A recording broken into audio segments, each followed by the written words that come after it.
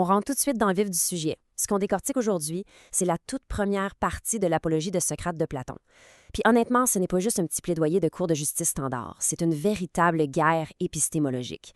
On va y aller avec une analyse universitaire vraiment exhaustive de la substance de ce chapitre précis. Absolument. Puis pour commencer, il faut vraiment corriger une erreur de cadrage historique qu'on entend tout le temps. On nous présente souvent ce procès-là comme le drame un peu romantique du vieux sage innocent qui se fait sacrifier par une foule en colère. Sauf que c'est faux. L'enjeu central ici, la vraie thèse que Platon défend à travers la bouche de Socrate, c'est un clash radical entre deux visions du monde. Socrate, au fond, il est sur le point d'imposer ses propres règles philosophiques en plein milieu d'une arène politique qui ne les tolère juste pas. Donc, au menu de notre analyse, 1. La vérité contre la rhétorique. 2. L'oracle et l'ignorance. Ensuite, 3. Le démantèlement de Milétos. 4. L'éthique face à la mort. 5. Le taon et le daimonion. Et finalement, 6. La loi plutôt que la pitié. C'est vraiment l'architecture parfaite pour comprendre comment Socrate s'y prend pour déconstruire, argument par argument, tout le système de valeurs athénien. On attaque la section 1. La vérité contre la rhétorique, qu'on pourrait appeler l'ouverture épistémologique. Dès les premiers mots du texte, Socrate place ses pions sur le champ de bataille. La question, ce n'est pas de savoir s'il est coupable ou innocent au sens criminel du terme. C'est carrément une confrontation entre deux conceptions de la connaissance. C'est fou parce que Socrate commence en avouant une chose super fascinante. Il dit texto qu'il a presque oublié qui il était en écoutant ses accusateurs. Tellement leur discours était persuasif, façonné, calibré pour l'émotion. Mais il pète la bulle tout de suite. Il dit que c'est une pure illusion. Il vient complètement dépouiller le talent rhétorique de ses adversaires pour ne laisser que le mensonge.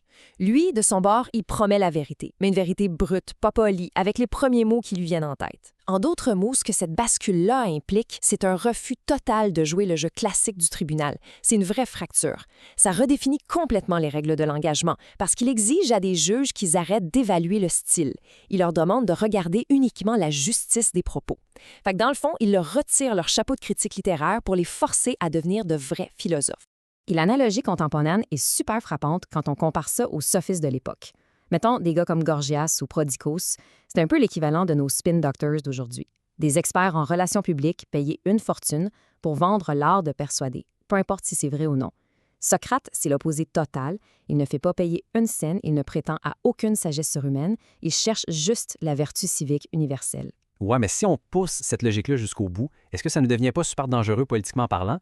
Parce que le fait de rejeter complètement ce savoir monnayé-là, c'était lourd de sens. En refusant de s'intégrer dans le gros marché de l'influence d'Athènes, Socrate délégitimait le pouvoir de ceux qui avaient littéralement acheté cette influence-là.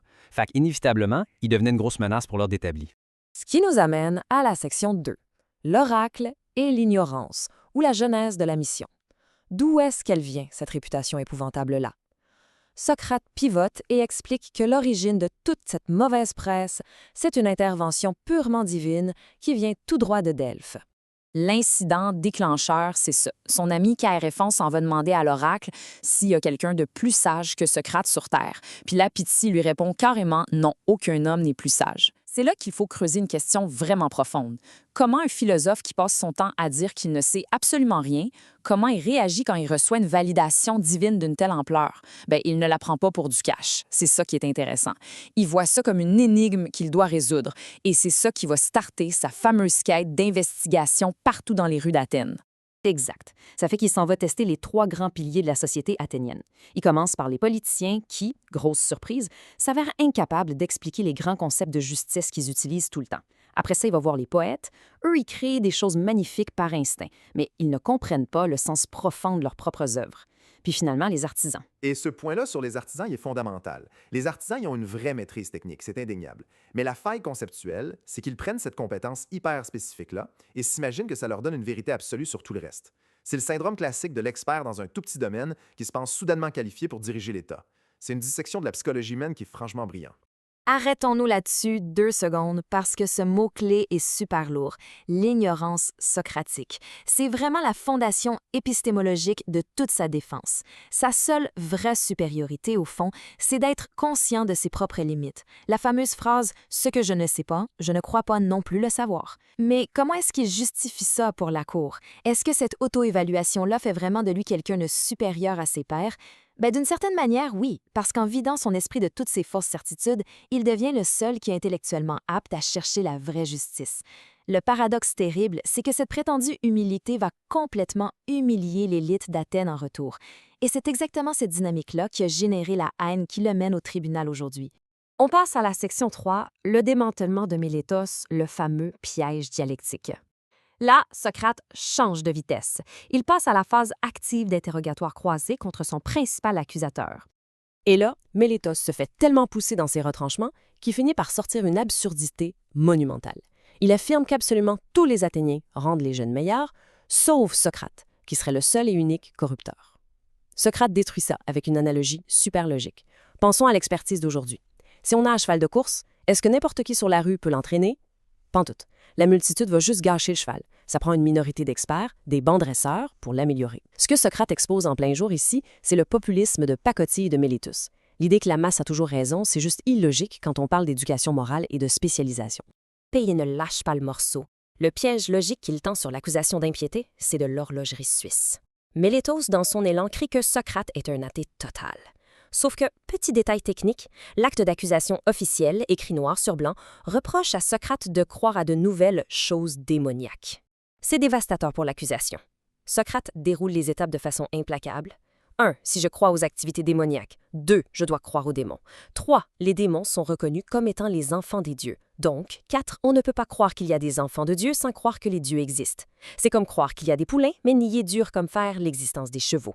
La contradiction est absolue, il n'y a aucune porte de sortie pour Mélétos. Mais là, il faut faire un arrêt, parce qu'il y a une question énorme qui émerge de cette démonstration de force-là. Si Socrate est si brillant, s'il détruit les arguments d'en face avec autant de facilité, pourquoi il s'acharne à les humilier? Pourquoi choisir une provocation qui va clairement le mener à une mort certaine, au lieu de juste faire profil bas, promettre de garder le silence, puis sauver sa propre vie biologique? Et ça, c'est en plein sujet de notre section 4. L'éthique face à la mort, la position philosophique ultime. La réponse à cette question se trouve dans sa vision de la mort, qu'il va déconstruire avec la même rigueur chirurgicale qu'il a utilisée contre Mélétus. L'idée maîtresse ici est simple, mais elle donne vraiment le vertige. Craindre la mort, c'est de l'arrogance épistémologique. Socrate explique que pour redouter la mort, il faut présumer qu'on la connaît et qu'on sait que c'est le pire des maux. Mais personne ne sait ce n'est pas en fait la plus belle des choses. Donc en avoir peur, c'est encore une fois prétendre savoir ce qu'on ne sait pas. Le point intellectuel de ce raisonnement-là est immense. Il vire le paradigme de la survie humaine complètement à l'envers. Si on ignore ce qu'est la mort, on ne peut tout simplement pas l'utiliser comme boussole morale pour guider nos décisions. La seule vraie boussole qui tient la route, c'est la justice de nos actions dans le moment présent. Pour bien ancrer cette idée dans la tête des juges, il utilise l'analogie d'Achille pendant la guerre de Troie. Achille, il savait très bien qu'en allant venger Patrocle, il allait mourir. Mais la honte de vivre comme un lâche le terrifiait 1000 fois plus que la mort physique. Socrate s'approprie cette posture de héros. Le devoir philosophique que le dieu lui a assigné, c'est son poste de combat. Puis un soldat ne déserte pas son poste pour sauver sa peau. Il y a un absolutisme moral très intense là-dedans. Ça ne laisse aucune marge de manœuvre, aucune zone grise pour négocier avec la cour. Il déclare ouvertement devant tout le monde que même s'il la quitte, à condition qu'il arrête de philosopher, il va refuser. C'est une déclaration d'indépendance totale de l'esprit par rapport au pouvoir de l'État. Ça nous mène à la section 5, le taon et le daimonion, devoir civique et voie intérieure. Pour essayer de justifier ce mode de vie extrêmement conflictuel, Socrate introduit 2 des métaphores et concepts les plus célèbres de toute l'histoire de la philosophie. D'abord, la métaphore du Tao. Socrate se décrit lui-même comme un gros insecte piqueur que les dieux auraient attaché à un magnifique cheval de race, c'est-à-dire la cité d'Athènes. Le problème du cheval, c'est que sa propre grandeur l'a rendu intellectuellement lent, il s'est assoupi. La job de Socrate, c'est de piquer, de réveiller la bête, de déranger sans relâche. C'est brillant parce qu'il renverse complètement la perception du public. Ce que les Athéniens perçoivent comme de l'insolence pure, lui, il le recadre comme un service civique vital. Sans ce taon pour la piquer, la cité sombrerait dans une sorte de léthargie morale fatale. Donc, l'inconfort qu'il génère, c'est la preuve même qu'il est indispensable à la société. Et puis, on arrive au deuxième concept, qui est peut-être encore plus lourd, le daimon.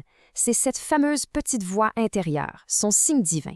Mais il faut être très rigoureux sur la définition ici. Ce n'est pas un guide positif qui lui murmure quoi faire. C'est une voix strictement négative, restrictive. Elle intervient uniquement pour l'arrêter quand il est sur le point de faire une erreur morale. Et c'est exactement ce concept-là que Mélétos a déformé de bord en bord en parlant de nouvelles divinités. Mais si on y pense, est-ce que c'est vraiment un nouveau Dieu? Intellectuellement parlant, ça ressemble beaucoup plus à une intuition morale extrêmement affûtée, une sorte de garde-fou éthique qu'il a internalisé, qui le bloque net avant qu'il ne se compromette. Et le fait est que ce daimonion-là l'a toujours tenu bien à l'écart de la politique active. La chronologie est claire. Mettons en 407, en pleine démocratie. Il est le seul à s'opposer publiquement au jugement illégal et en bloc des généraux des Arginuses, au risque de se faire lyncher. 3 ans plus tard, sous l'oligarchie des 30 tyrans, on lui ordonne d'aller arrêter un innocent, Léon de Salamine. Il refuse encore. Ce que ça prouve, c'est l'impossibilité d'être un homme juste dans les rouages politiques de l'époque. S'il était rentré en politique, il serait mort très jeune, c'est certain. Fait que son daimonion, en le restreignant à des conversations privées, a littéralement assuré sa survie jusque-là. Il démontre, par l'exemple, que la vraie justice ne pouvait s'exercer qu'en marge d'une arène politique complètement corrompue. Ce qui nous pousse inévitablement vers notre section 6, la loi plutôt que la pitié, ou l'ultimatum final. On arrive à la conclusion de cette première partie du texte. Face à des juges qui ont littéralement le droit de vie ou de mort sur lui, Socrate va poser un ultime acte de défiance envers les coutumes de la cour. Il y va d'une déclaration sans détour. Il dit « Je ne crois pas qu'il soit juste de supplier le juge, ni de se faire absoudre en suppliant, mais bien de l'éclairer et de le convaincre. » Il refuse catégoriquement le petit théâtre émotionnel que tout le monde joue d'habitude à Athènes. Il rappelle au juge qu'il a lui aussi des enfants, mais qu'il ne va pas les faire parader à la barre en larmes pour quêter la clémence. C'est sûr qu'il garde sa pureté idéologique intacte, mais à quel prix? En tenant ce discours-là, il attaque directement l'ego des jurys qui s'attendent à voir l'accusé ramper devant leur autorité. Socrate vient leur dire en pleine face que la justice, ce n'est pas une petite faveur royale qu'on mendie. C'est une vérité logique qu'on doit prouver. C'est une critique cinglante du système en tant que tel. La synthèse de ces derniers arguments est brutale. Il leur démontre que si les juges cèdent à la pitié, ils violent carrément leur propre serment de juger selon les lois.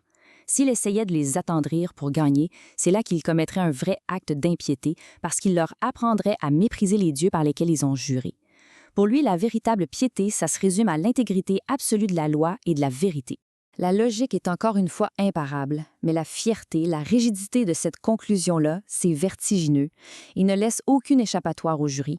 Soit il l'acquitte purement sur des bases rationnelles, puis on s'entend qu'une foule est rarement prête à faire ça, soit il le tue. Ce refus inflexible de plier les chaînes, c'est très certainement ce qui a scellé son destin à ce moment précis du procès.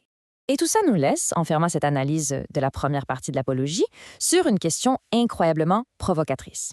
Est-ce que Socrate a délibérément poussé le tribunal à la faute en refusant la moindre petite concession? A-t-il carrément orchestré son propre martyre pour garantir que sa déconstruction des illusions résonne pour l'éternité? C'est toute l'ambiguïté et la beauté de ce chef-d'œuvre-là. S'il avait fait un simple compromis juste pour sauver sa peau, ça aurait invalidé toute sa thèse sur la suprématie de la vérité par rapport à la survie biologique. En assumant le risque ultime, il n'a pas seulement plaidé une cause, il a littéralement mis en scène la fondation de la philosophie morale occidentale. C'est d'une densité conceptuelle qui est absolument magistrale, de la première à la dernière ligne de ce chapitre.